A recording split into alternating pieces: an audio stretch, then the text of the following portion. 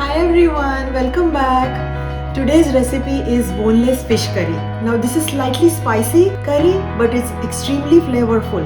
Now instead of fish you can use potato, paneer with the same gravy, chicken, any other meat that you like, or you can make it vegan with soybean. Anything you like, the possibilities are endless. Let's see how to make it. Come on. For this we will need barista or fried onions. I have already shown how to make this in my mutton biryani video. The link is posted below. We are going to make a masala paste with this. I have fried the cashews in the same oil as the onion. We need a thick paste for this recipe. Perfect. Once this paste is ready, you have a lot of options to use this like I said earlier. Now if you have the base ready, you can make this curry anytime. Here I have boneless tilapia fillets, but you can use any boneless fish you like. We will season this and keep it on a slightly spicier side as this is a spicy masala fish curry. Take a look at the description box for the detailed recipe.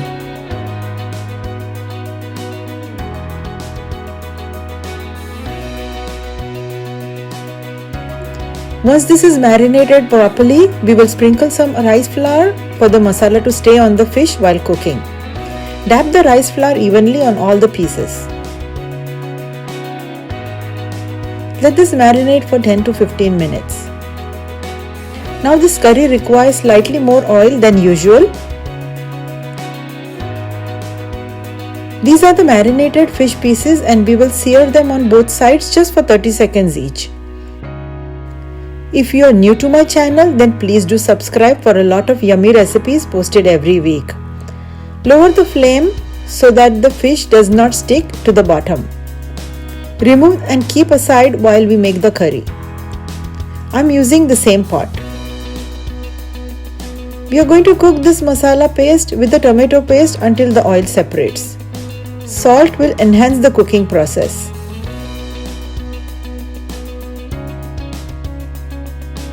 See these oil bubbles? Now it's ready. Now we will go ahead with the curry. If you like less spicy, then reduce the chili powder quantity. Paprika will give a nice vibrant color to the curry. Give it a good mix and we will cook this further. Now here you can adjust the consistency of curry as per how you like. You can add more water if you wish and bring to a boil. I prefer using thick coconut milk for a rich texture of the gravy. All the cooking is on medium-low flame from now on. Once this comes to a rolling boil, we will add the fish pieces.